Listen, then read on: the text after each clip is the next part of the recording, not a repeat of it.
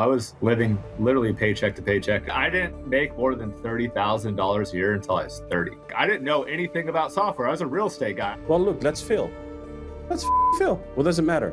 We'll fail, we'll learn, we'll grow. We've created products that we've shut down, especially early on. In some way or form, an entrepreneur has to have this kind of risk-taking spirit. I had to fire people and hire better people.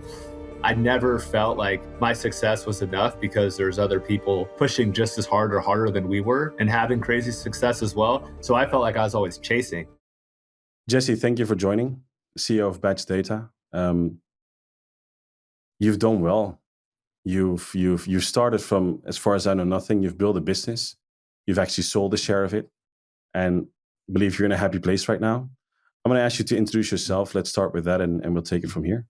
Yeah, I'm Jesse Burrel, and Sean, thanks for having me.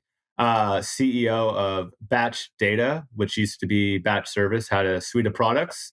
Was fortunate enough to find a great partner to sell Batch Leads and Batch Dialer to. And I am originally a real estate investor that was just trying to find a better way to scale my business. And it turned into me building some really cool software products that got to touch and help a ton of people, reach their dreams and get more deals. So I have a pretty interesting journey. It'll be fun to get into it with you. Yeah, I'm curious, man. I got one question. How do you start a business? Let's just start at the basics, How did you start your business? How do you start a business? I get this a lot from new people, to be honest with you. And it's just, you just go kind of do it and figure it out. Like there's never that perfect time to start anything. And I think people are always waiting for that right time, right place. They're fully prepared. You never are. You never know what's going to happen. So, especially if you're young and don't have a family and just a lot of responsibility, it's okay to fail. I'll tell some stories about me failing. I'm sure you have some as well, but I think people's biggest hurdle is just going and starting to do it. And I think the even bigger hurdle, especially today, is people want to be taught and their hand held on how to start making money and have this business that's successful. Like it's no one's job to teach you how to do that. And there's not a single mentor that's going to spend that much time with you or you're going to spend that much money to get there. You kind of just, like true entrepreneurs, they have a thing they want to do and they're obsessed with figuring out how to accomplish serving a need for someone else. Like that's the simplest way I could put it. No, I dig it. And I hear the mistakes, man. I mean, I've made my fair share of mistakes. And I think a lot of entrepreneurs, when I was younger, somebody actually told me, it's like, you're not an entrepreneur until you went bankrupt. Well, I haven't, but I've been close. So I know that pain. I know the pain of being broke. I know the pain of failing. And funny enough, I also know it might have been pain, but I also know the delusion maybe, or so they call it perseverance. I call it delusional mindset, where I think it doesn't exist and I just continue and I just go. And I think in some way or form, an entrepreneur has to have this kind of risk-taking spirit where you can't just say, hey, I'm going to start a business and everything needs to be perfect for it. It's not a job. You don't get everything handed to you and there's a lot of risks involved. How is that journey for you? Like, how did you start Batch and how did that go? Yeah. When I was younger, I wanted to be a professional poker player. So I think I've always had a gambling aspect to me. And I went broke so many times playing cards and having a part-time job, serving tables. Like, hey, I have a good month, I give my shifts away. I had a bad month, I'm picking those up. So I think once I started doing it, and my journey is so much different than yours because I did that. I kind of messed around in my younger 20s. I wasn't really super focused. I wanted to chase girls and have fun and play cards and drink a bunch of alcohol. Don't do really any of those things anymore. But, I didn't make more than $30,000 a year until I was 30. So like I'd been broke for so long and seeing my friends start to have success when it was my time to just go and try and bet on myself, I was like, I don't really have a whole ton to lose. I didn't have a family. I didn't have kids. I just I got set in that real estate world to where I got to go work for a real estate investor for a year.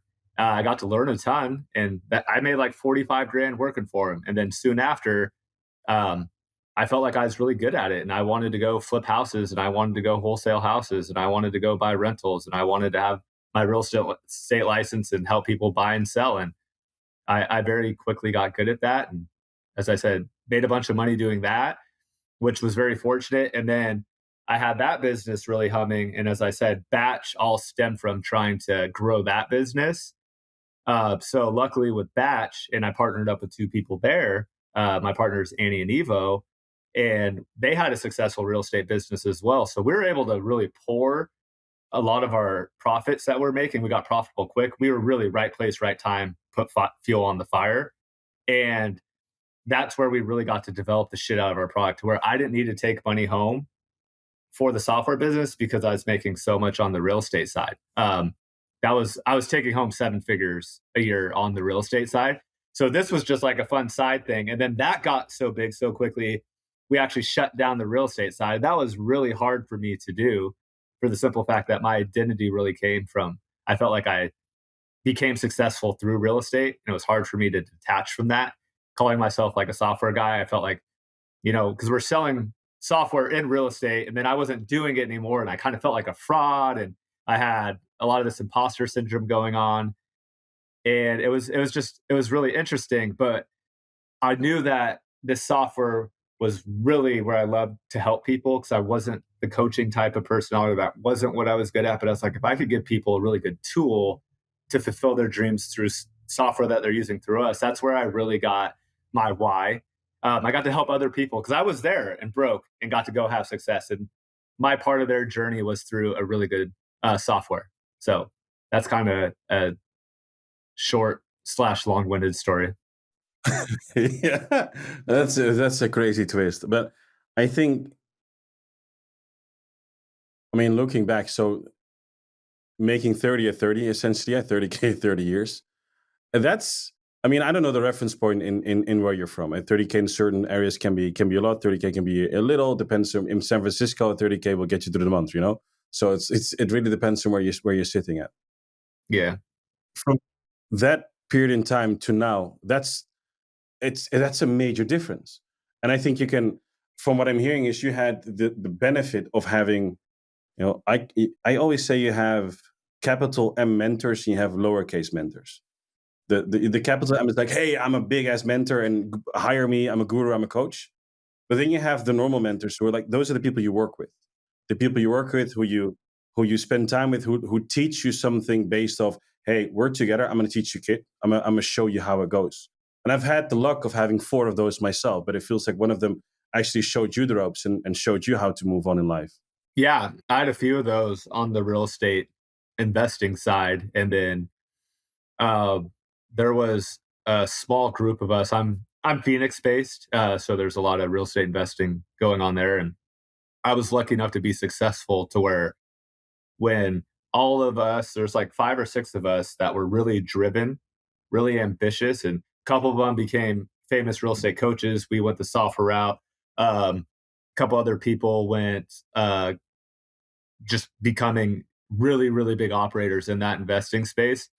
And we were all mentors to each other in different ways and looked at each other's business and supported each other and all had some type of influence to where it was really the circle that I was around. And like, I never felt like my success was enough because there's other people pushing just as hard or harder than we were and having crazy success as well. So I felt like I was always chasing. We never really got complacent because everyone's goals were so ambitious, and really, really thankful for the group that I got to be around during that pivotal time in my life because it really shaped where I am today, to be honest with you. I hear you on that. And it kind of feels like there was, um, that I'm trying to find the right wording for, but in a team, you want to push each other. Like I was a band of brothers, right? You want to push each other to the top, and at the same time, there's a lot of banter in terms of, hey, I'm gonna kick your ass, I'm gonna kick your ass, but at the same time, if you fall down, I'm gonna be the guy that's gonna pick you up, right? And I feel like there's there's always this negative view on, the real estate market and the people in there. I'm not going to lie. It's like they're at the same time, your guys, you had a dream. And one thing I hear from you is you were a chaser, but did something change along the way where I mean, I feel like did something change along the way? That's the question, actually. Did you become a chaser there, or were you already a chaser? But yeah, I don't know. Yeah, because I like to be quite candid with you. Like throughout my 20s, minus a few good scores in poker, I never had more than 5 grand in my bank account, like ever. I've talked pretty openly about that. Like, I was living literally paycheck to paycheck, and there was a point in my life to where I was coming back. I did internships for golf in Tahoe and came back, lost all my money in Vegas, didn't have a job lined up in Arizona to finish up at ASU, and like I had to go to like my little sister's house just to eat food, dude. Like it was to a point to where it was pretty wild to where it got tough. My parents didn't have extra money at the time, and um, I kind of had to take a look at myself. But that was kind of the tough times. But as you're saying, I always like believed in myself, but I never think I found the right people that believed in me. Cause like once I got in my later 20s and went back to school to finish up school, I kept meeting all these people that were making a bunch of money.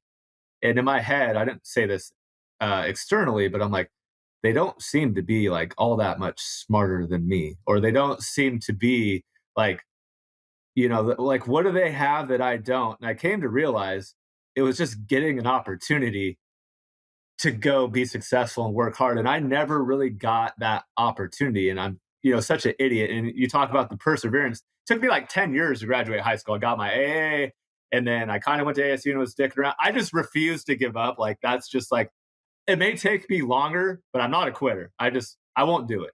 And I just I just I got to a point to where once I finally got around a person that believed in me, that gave me an opportunity, then the sky was the limit for me. I just the belief and the confidence kept growing and growing and growing, and I was just absolutely obsessed with it. Then once I got to become like a leader and start pouring into people and build a team, like I was just obsessed with how can I get better at it, and I just started reading a lot more, and that was another big change for me, was being way more curious and learning about self-development, learning about business, learning about leadership, learning about SaaS. Like I didn't know anything about software. I was a real estate guy. I didn't even know what account manager was, an account executive was, a develop. Like I knew nothing. I just knew what I wanted to go build, and I can make a bunch of money if I find the right people. That's all I knew when I first started software. I knew nothing, and nor did my partners. None of us were software technical. None of us. There's this quote that's keeping me up sometimes, which is dumber people are doing better than you, because they don't have the thresholds. And I'm not saying dumb as in idiots or whatever. No, everybody has their own. But the overthinkers, the people that know too much sometimes, are too bothered by things. And one thing I've learned in life, and you spoke about your personal developments, the books and everything else. I've gone through this process recently. And that's why I'm starting this podcast. But one of the things I've really learned is just do it, right? There's this little thing inside of the back of my head, which was always doubting. And you talked about it, like maybe feeling like an imposter, maybe, not being confident enough to do, or fearing potential failure. Well, look, let's fail. Let's fucking fail. What does it matter? We'll fail, we'll learn, we'll grow. And it seems like you did a lot of that once you got into the right situation, once you've got it feels, so that's what I'm saying. It feels like you came alive in the right circumstances, in the right environment, essentially. Something had to wake you up. Yeah. And it was, having my first partners, that gave me the opportunity in the real estate investing space. We ended up, splitting up actually. And I kind of put that band together. So I have a chip as well, to where they came to me one day and said, "Hey, this is where we want to go. We actually don't believe that you could help get us there." And it's funny that with what I grew and what they ended up doing, they're actually really good friends of mine still. So I don't tell the story completely honestly like this too much, because it makes them look bad. But they're not going to see this podcast. Probably they're not in the software space or tech space. But they really put a chip on my shoulder, not believing in me after they believed in me, but saying we were all young. It was all of our first business together, and we had a consultant come in and gave all of us some poor advice. You know what I mean? And they're both, I'd say, more of a technical operator side of things. So I knew where they were great and show their value. I was really the CEO, visionary leader, team leader, culture leader. And when they stripped that away, um, I got to bring when they bought me out, I got to bring every person I wanted because they worked for me. They believed in me. They didn't believe in them. They built the stuff, but they didn't foster those relationships. And that was a great learning lesson for them. And it was a great learning lesson for me too, to make sure if I were to partner with someone again, that they are the right people. They understand where my value is. I understand where their value is. And um, with my two current partners, Andy and Evo, we basically dated for a year to where we each had our own real estate operations. And at the same time, we were doing this software thing together, but it wasn't a formal part. We're still figuring out if it's something we wanted to grow and do really big together. And I was like, if we do this, if we do anything together, we do everything together. There's no side projects. Like if someone's time pivots, we all get paid on it. And they agreed to that because my other two partners, they're married now with a child and the second one on the way. They started dating. So then I started getting like pushed out of decision making and they wanted to flip houses on their own. I'm like, so do I just like work for you? And you guys go do this other stuff together? Like, I was like, that's not fair to me. So I had a pretty big chip on my shoulder. And I dug into that probably the first 3 or 4 years when I was really building this to really not just prove to them, but prove to myself that like I do got something special and I'm gonna fucking show you. I do have that cold nature to me as well. I'm hyper competitive and I'm not like that anymore with them. Like, but they really fueled me to prove to them that like you guys made a mistake. I think there's nothing better motivated than somebody talking you down if you got that spirit. I mean, if you believe in yourself and somebody's doubting you, show up and show them. That's it. And I think you did. I mean, it's all the better that you guys are still friends. I Great think that's the friends. benefit. Like her, like it's her. She's the one that brought me into real estate and got me the job with that investor. She was like the manager there, and I mean, she's the godmother to my daughter. Like we're super close. Okay, yeah, okay. Talk to him all the time. It took about a year, to get to a friendship again. Like my feelings were definitely hurt, but like I loved both of them to where it's like I wanted to squash it, but I still had that chip. Like it still bugged me, but it didn't mean that I still couldn't appreciate them and we could work past our things. And they were so mad that I would just always bring it up. And they're like, dude, you like get the fuck over it. And I'm like, okay, like I'm definitely over it. I don't think I've even told this story in probably like 3 years of like kind of one of those big whys early on was definitely uh, not being believed in by people that believed in me, but they didn't not believe in me, but they wanted to grow this big thing. And as I said, they got bad advice. They came to me and said we were fucking wrong. They're like, obviously we made a mistake, but I still don't even listen to that part. I was like, nah, you don't believe in me. I'm gonna go show you. I'm just stupid, crazy, honestly. Well, that's it. I mean, I love that you said it. You're stupid, you're crazy, honestly. And I said it myself. I'm delusional. I was delusional at times as well. And bro, I never had people believe in me. I mean, my close friends believed in me. My parents didn't. There's a short on this page where it's like, my dad didn't approve, but he always supported. Um, you know, if in the when I went broke, I was like, hey, dad, I need $500. He's like, okay, I got you. But he never approved of the decision that I made of not finishing college, not finishing anything, and just starting my own business.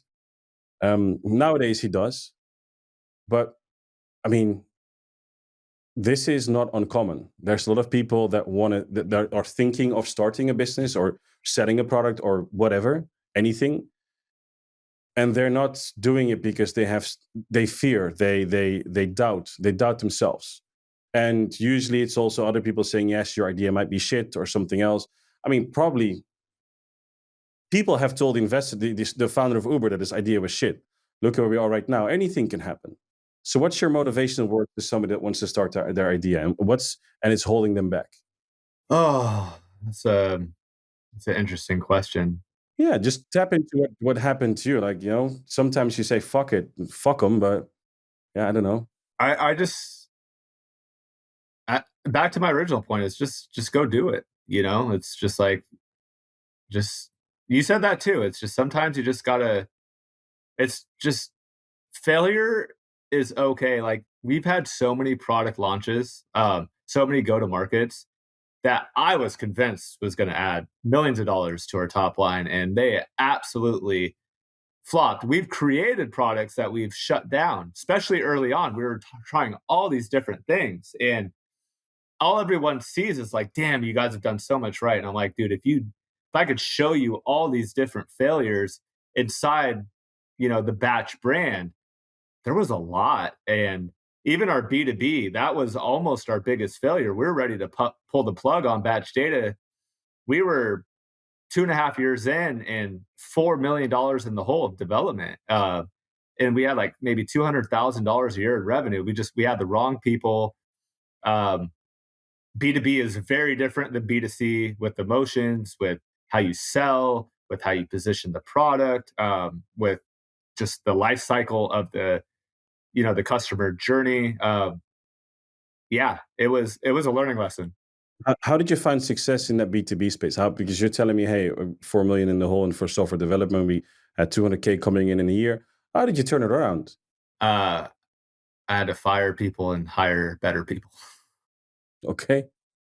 That's Honestly, simple. I had to go find people that it was wrong hires at the beginning, honestly, to where and their intentions were well, but as the founders, we didn't know enough to direct them. I had to go hire people that knew more than me in that space. I could help with the real estate and the data side, but for the go to market, for the sales process, for everything, we needed better people. And it was very apparent that that needed to happen. And we probably waited too long, to be honest with you. But I had a lot of diverted attention to the B2C products and growing those. And they were making, there's at one point that I think one year we made $40 million in top line revenue between those products. So that was just like a little side thing too, to some degree. But I also didn't like losing, a couple $100,000 a month on that product line, working through it, developing it, spending money on marketing. We put together um, like a outbound, sales team, and like in this specific space that does not work. It was just a lot of learning. Okay. So let's double click on the people here, because I think that's an important thing. I think I heard you say one time you need to find the right partners, and people with different superpowers essentially. I think you found that with the team that you're working with, Evo and N. But talk to me about your hires, right? So you said they made a significant impact. Now, I think anybody that's a business owner knows what you're talking about. I think we've all had this one hire that we're like, okay, yeah, intentions are good, but the results might not be there. But things could have been so much different if they hired the right person for the right job. Like, what are the insights that you gain? Like, what do you value more in a hire nowadays that you did before, maybe? Uh, I think before I really wanted to lead people and help them prosper and get better. And once I really learned if I really want to scale something to a place I haven't been, I really wanted to hire people that were actually better than me and that I could learn from. Now, I could still lead them with the vision and the mission and where we're trying to go, but I want people that are exponentially more talented than me. And I am okay with them being that. I need to be able to hold them accountable and understand what they're doing and help. But if you're on my executive team, you better be fucking smarter than me. And that's my gift is like my job is to go find people that are smarter than me and get them bought in on something really cool that we're doing and have them get behind it. And if they do a really good job and we go sell one day, you're going to get a little piece of that. And that is my biggest job by far. And that is my biggest focus. And that is the most important thing to go from 7, 8 to even a 9-figure business is it's the people and it's the people at top. And if you're hiring people that you're smarter than because that's what you need to be, you're doing a disservice to your team, yourself, and and you probably won't get there because your job is to hire someone that's already done it and help you get there, not the other way around. Yeah, and one of the lessons I've learned myself that I can echo here is it's yeah, you can trust your gut, but somebody that did it 10 times and you haven't done it once, trust the person that did it 10 times. Pay a little bit extra to make sure you have the right people there. Because it's going to make your path to success so much easier. You're going to learn faster. We have the process of crawling, walking, and sprinting. You're going to start running so much faster with the right people. I agree with you there. Yeah, But it's a and lesson that people need to go through. It's not something that you just hear and you say, okay, I'll do it. No, I think you need to feel that pain. I think you really need to feel that pain as a business owner. and early on too, I wish I would have got more comfortable with paying bigger salaries quicker because it's tough for you to. I remember the first time I had a $100,000 salary, and I thought that was insane.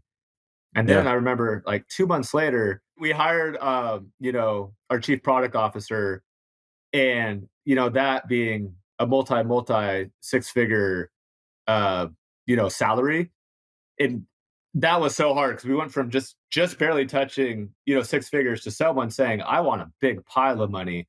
And I remember Eva, my partner who runs the technical side, is like, he's like, do you know how he this is what kind of flipped. He's like, you know how much it will cost us if we don't hire him? And I was like, what do you mean? And he's like, he has an experience that I don't have, and he's going to help us get there faster. He's going to help put our teams together. He's going to help just like get that organization proper and right, and bridge that gap from our CTO, because we have a CTO and then a chief product officer, to where it's like the dev side's the dev side, but how are we scoping out the job and how are we getting that to our dev team? And we had no processes or systems in place. And this dude has worked for some really big companies. He's in his mid 50s. He's done this forever, and the dude's just a grinder and a workaholic, and he loves what we're doing. He's like, we gotta hire him. And I was just like, I looked at him and I was just like, you're fucking crazy. Let's do it. I think those things are important sometimes, specifically in key defining moments. And I think that was one of them. I mean, looking back, do you think it was one of the key defining moments? I assume you do, right? There was like 5 hires that were like very, very key defining moments for us, building out our executive team. And as I said, getting people that knew how to do things that we couldn't. But what I've learned over all of that too is they may be better than me in a lot of areas, and expertise in their specific craft that we hired them for. But I also learned that, you know, and I learned that lesson recently is, trust yet verify. But when I say verify, go all the way down to the surface level metrics. And it's not that you're trying to micromanage or you don't trust them, but there just may be some values or some insights that you could help with as well. And also make sure they are who you think they are. Cause I got a little surprised with as some of the people left, as I dove into some of the departments that I had to start helping in with, to where I think you may have checked out a little bit because just some of the little details that are really easy to button up weren't being done. And I was just a little disappointed with some of that, but it taught me to be like, okay, like you can only give them so much control, to where you're still the owner. You still need to hold them accountable. And every now and again, they may need a little kick in the butt as well. You know what I mean? It's not saying they can't do it, but they may need that too. And I don't think I was doing that enough probably this last year or so. Yeah, I think focus is an important thing, and focus can get you. Putting focus on building the business can sometimes take the focus away from making sure the business keeps running, and it's a forever switching situation where, specifically, if you're so tied in as a founder and the company is still, at a relatively, I say small, I don't know the headcount, but even at 500, a company could be small compared to a Microsoft, for example. um, you, sometimes you need to drill down, and I think as the CEO you need to make sure your product is the best you can deliver, right? That's and specifically as a founder, I think as a founder you have this inherent relationship of love with your business, so you want to make sure every little nook and cranny is as clean and as good and as best as it is. And that's different when a CEO or an executive comes in. However, sometimes it's also good that somebody doesn't have that big of a relationship with the company, because they are therefore less fearful of making bigger decisions and impacting decisions. Whereas you as a founder might say, hey, I want to slow this down. This is too scary for me. I'm not ready for this yet. Whereas they all like, no, no, no, we got to go. We just got to go. And you got to trust the process, essentially. I think they both have their benefits, but I definitely see what you as a founder. Definitely. Yeah, we got up. I think we peaked at about 250 employees back in 22, and then obviously as the landscape changed the last couple of years, and it impacted real estate significantly. I think we had about 150 when we sold, and then 100 went over with the new company, and I think we're in like the mid 40s now, which is funny to where to a lot of small businesses they feel like 30, 40, 50 people is pretty big. And to me, I'm like, this is a walk in the park. As I said, I got an email from you on Thursday. I was like, oh, I got time Monday. I'll be good. You got a couple meetings in the morning, but for me, as you grow, it's just, especially when you're bootstrapped and when you're the founder of something, it's more people problems that started sucking up a lot more of my times than even the operational stuff, which was part of it. But having significantly less amount of people, and there's three of us that founded it. So especially my side got way smaller with a lot of sales and marketing and rev ops people that went over with the new business, to where it's like, we got just like a small team of 10 or 12. And I have a great CRO that we just moved in that position, to where it's like I almost have to just stay out of the way half the time. And they actually put me in marketing. So now I'm head of marketing, just diving in there, like, go get us better leads. Like, you're good at that. Like, go do that. So I'm basically like the VP of marketing again. Our head of marketing transitioned out after the sale, and then basically the rest of our marketing team went over. So like I literally have like a paid media Google person on our team, and me. Like, that's it. I have no one on like the production side anymore. Something we'll hire sooner than later, but I just wanted to get, like, I was like, let's focus on getting this right, getting our paid ads right, and then I'll start focusing on some organic content and bringing the podcast back, and some of the stuff like that. I have a question. Like, how is it now? Like, you went from 200 to 150 to 40, and that's not in a sense of it went bad. It's in a sense of you sold. I mean, let's make it real. You sold. You should be happy, right? But leaving that aside, everybody loves a big cash out, but leaving that aside for a second, you're now with 40 people. Like, how does that, or 40-ish? How does that feel? Like, do you feel like you're like do you feel like the amount of people are a success measure? Do you feel like you're still successful? Did it did that put a chip on your shoulder, or is it no, no, I'm happy like this? That's I've actually been pondering this question. I definitely have had some of that post exit like weirdness, lost a little bit type of feeling, because I I lost a lot of people that I led that had been. My sister has worked with us since the beginning, and she's on the other side. Um, our head of HR that started with 10 people, and I just I miss some of those people and spending every day with them, and like I miss a lot of the relationships that I had, and I don't think I miss like more people, so I'm more important. That it's just, I don't know. It's just different. It's weird. It feels like I've taken steps backwards, but I haven't, as you said, because it's so small again, and I'm like twiddling my fingers. I was like, I don't know what to do half the time, because like I could get so much more done with so much less just day to day bullshit with people and problems and organizations, and having four different products that I have to make sure the marketing's good on, and the sales guys are like, it's just so much less to do. I'm still learning how to. It's weird. It's just interesting, to be honest with you, but I like it. I could be a lot more focused, which I enjoy, which is great.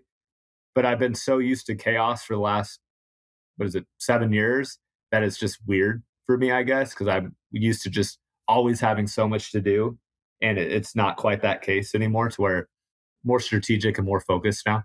I wonder, it's like, do you have like this, or you're like, what now? Like, do you have like your what now moment, or are you starting to get your post exit clarity, as they say?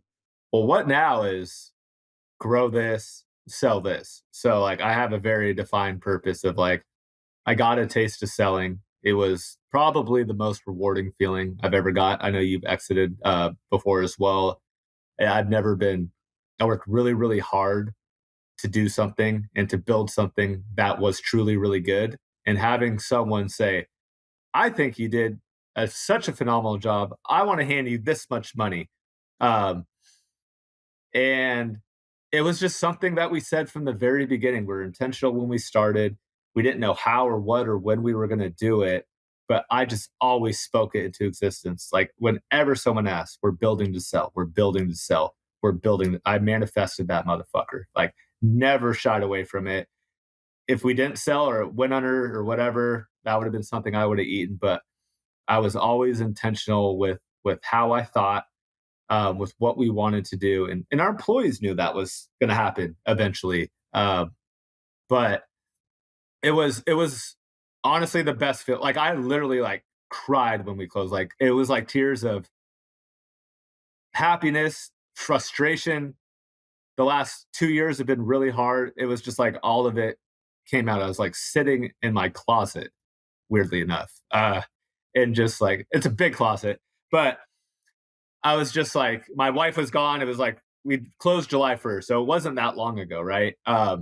She was already gone in Newport Beach, and I was there by myself wrapping it up. We're letting the team know, and it's like at 11 p.m. the night before, everything finally got signed and stamped and sealed and delivered. And I was like, okay, this is gonna happen. And it was like relief, joy, excitement, and then I had to go tell 100 people that they're going to work for their biggest competitor the very next morning. So I, they were I, I'm, shocked. I'm assuming there's also part of you that was like this over sense of, I don't know, feeling of, no, I don't want to say success, but like completion, like, I fucking did this, right? From starting where you started, from having, the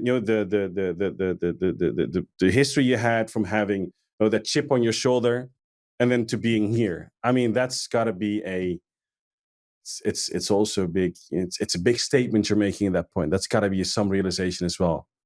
I can imagine. My mind really went to not really me and my accomplishment.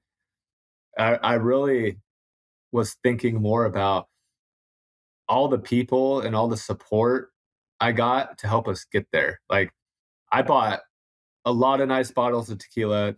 The former partner that actually brought me into this whole thing and took a chance on me, I went and bought her very expensive Chanel purse to thank her, and she wasn't even a part of like the SaaS side, but uh, she was always in my corner, like rooting for me. Well, that's good. It's good to give back, and good and that's the thing, right? You hire people for the right reason to grow, and it's also good to be thankful at those times when you achieve these specific milestones, because it's 100% true. You founded the business, you started the business, but they helped you build the business, and that's good. It's a good call out there. I appreciate that. We were also what really blew us up in like 2019, 2020, before I would say it was quite as big, but we were very, very affiliate driven. So we had a lot of influencers in real estate space, and they were using our product and promoting our product. So like a lot of outreach to them, because like I am so very, very well aware that if they weren't there, and those were some of the guys that were supporting us really on in that room, pushing each other, and we were all really there for each other. You know, uh, was it high tide raises all boats or whatever? And we were really doing that to each other, and there was a lot of calls to them, a lot of $1,000 bottles of tequila being sent out and dropped off, and um, I just really took like, how did we get here? And it truly was a ton of people supporting us and believing in us. And I got a lot of phone calls from people that I haven't talked to in 2, 3, 4 years that just said, that is incredible. Like, I'm so proud of you. So let's dive into, like, was it hard for you to sell? Like, because you said it was, you started in as a kind of a realtor. I don't know if that's Yeah, the right word. realtor slash real estate. Yeah. I was more of a real estate Yeah. investor that had my real estate Well, real license, estate but investor. yeah, yeah. The one thing they're famous for is buying and selling, right? So you telling me, Sean, I was intended on selling. I was like, yes, I know, because that's where you came from. So that's an easy one for me. But one, was there ever a doubt in you selling it?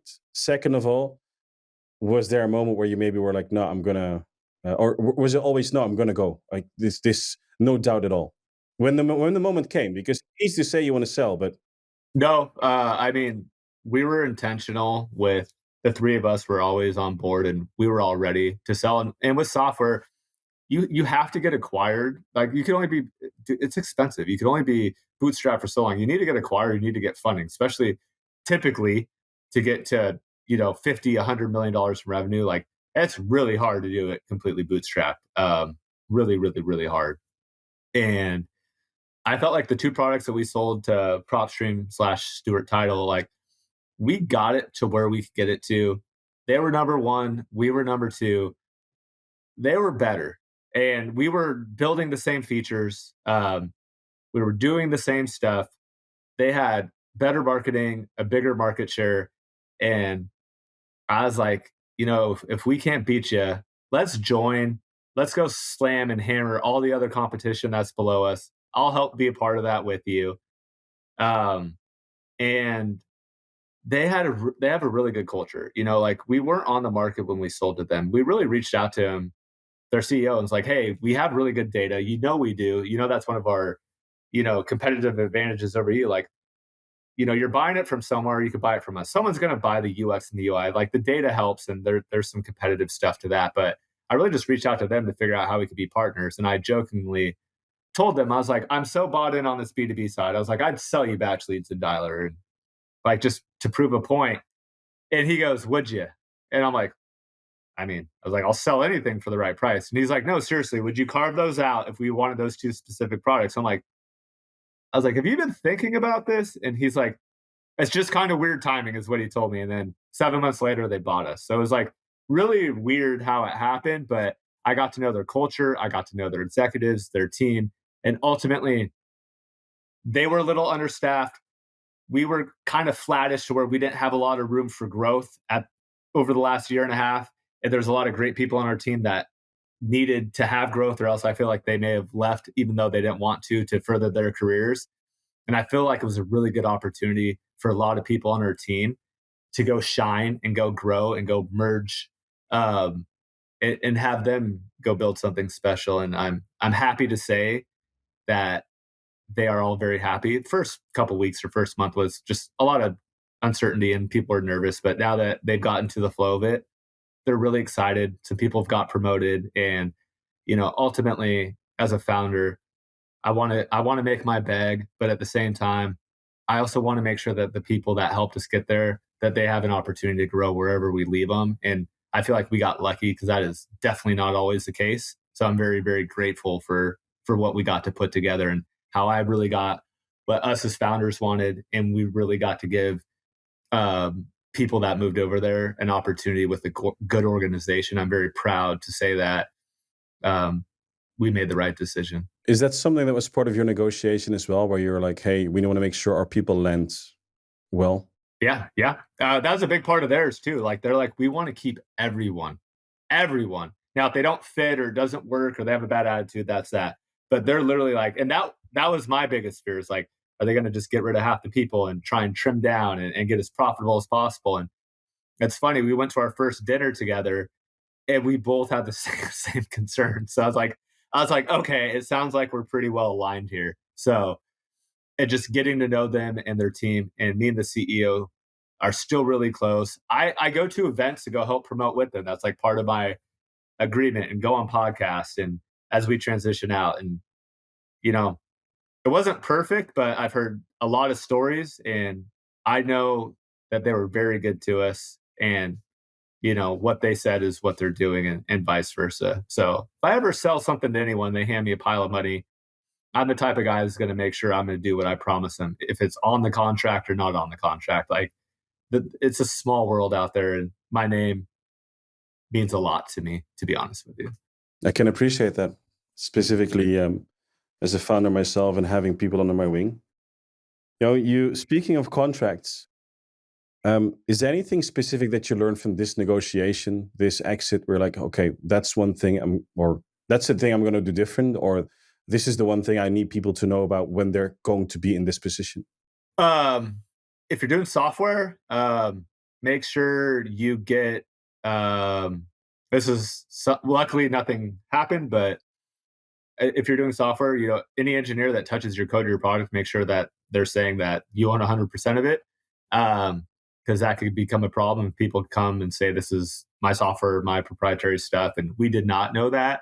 I think we started doing it to some degree, but knowing what that needs to look like as you start a software and knowing that early on, that would be like my biggest advice is make sure that whoever's working for you, that code is proprietary to the business, not to the person, and you have to have a proper contract set in place to make sure that that doesn't bite you in the ass if you do have a big exit in the future, because people will come back and um, they will try and get theirs if they find out you sell.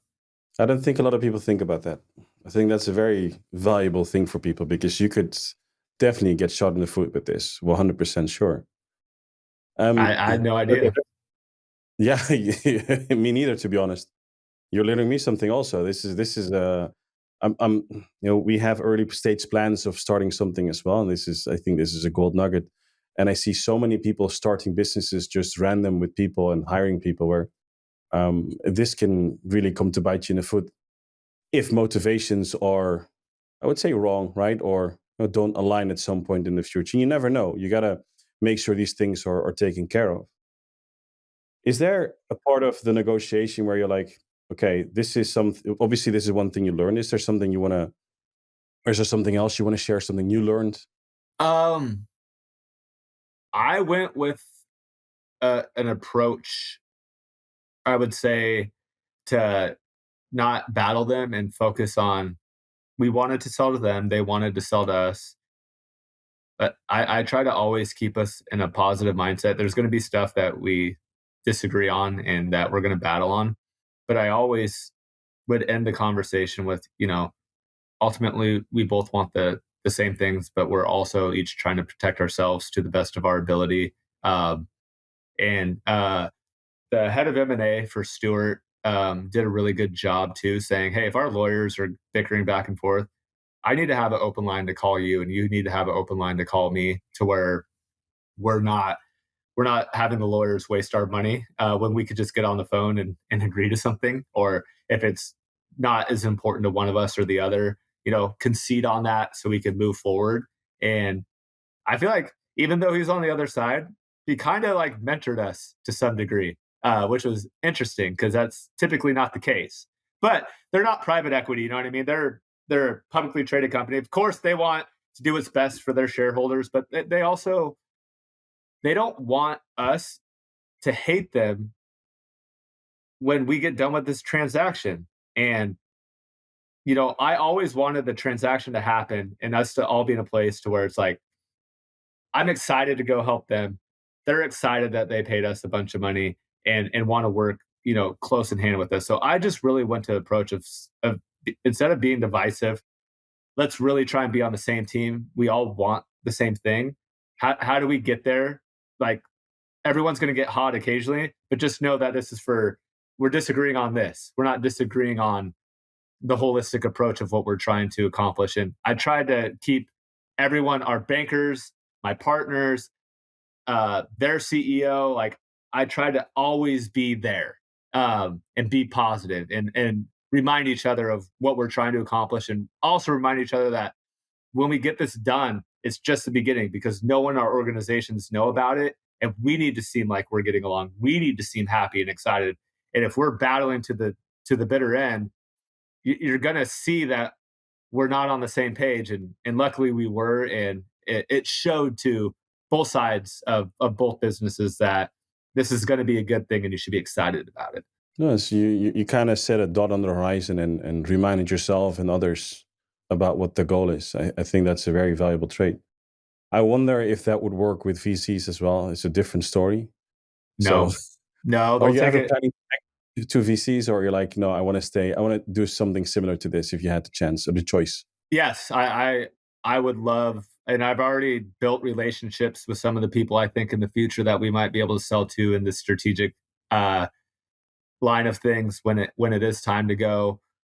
Um, I would like to do the same thing because most of the time too, especially in this B2B data side, it's it takes a long time for someone to get up to speed. So I think our employees would be very valuable to them if they need more or they're leaner and looking to grow.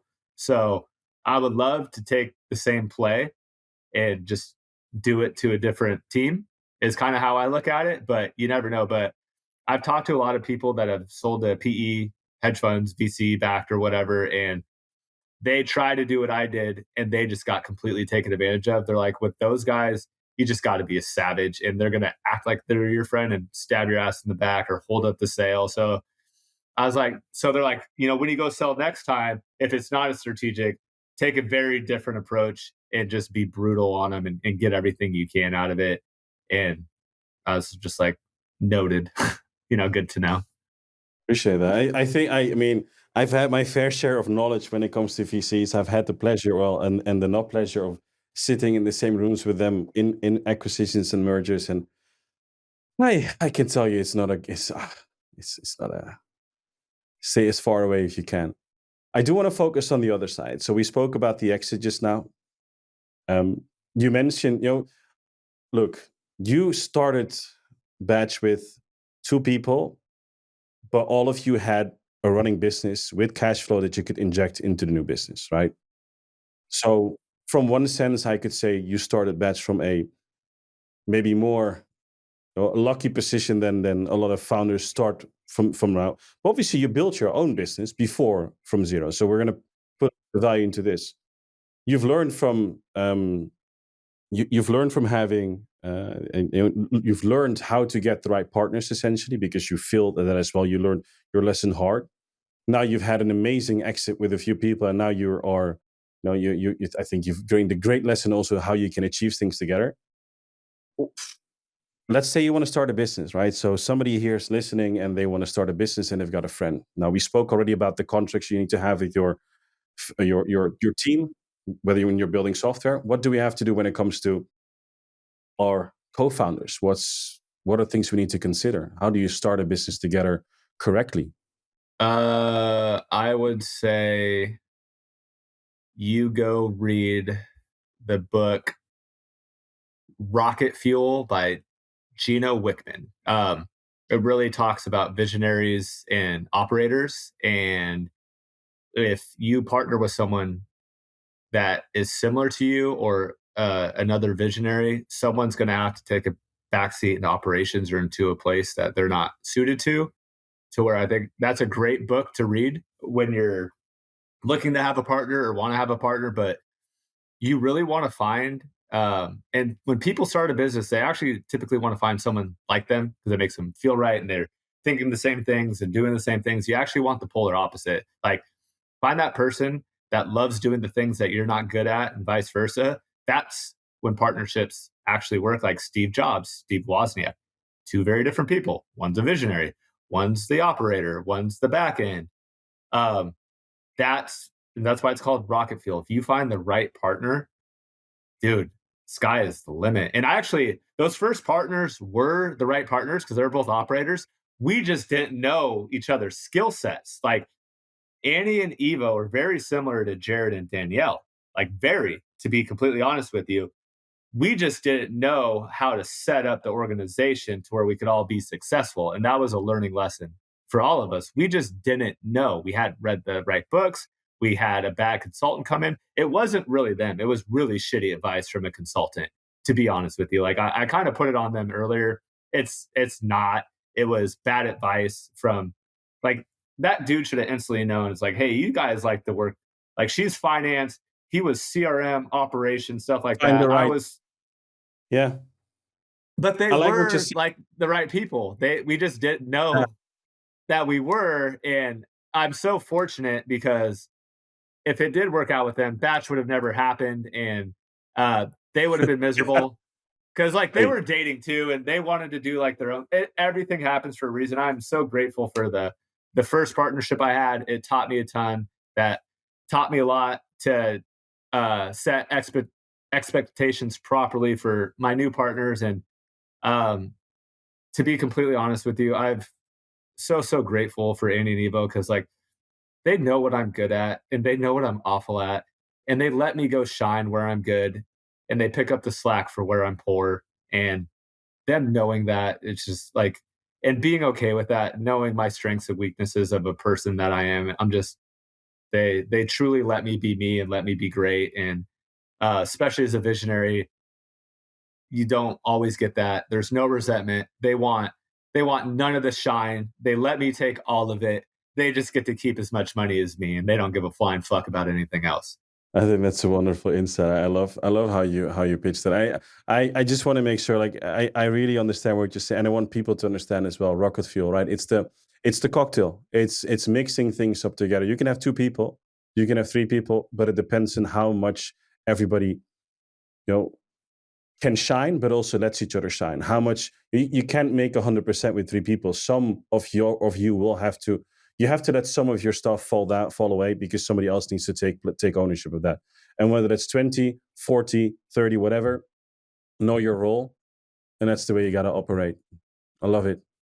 Um, Jesse, thank you very much for your time today. It's been a pleasure talking to you. Jesse Burrel, people, batchdata.io. And I'd love to see you again. Sean, yeah, I appreciate you having me, and I hope I was able to give some insights to people listening or watching this, because Definitely. you're it's as we both kind of said, your journey is right ahead of you, and for you guys that haven't started it yet, just go do it. And if you fail, you'll learn something. I promise. And hopefully you don't, and hopefully you could have stories like me and Sean, and be able to give back to the people that want to do it next. So this is a great podcast. I truly appreciate you having me on. I love it. Fail and learn, people. Just repeat it as much as possible and get your success down the line. Jesse, thank you very much.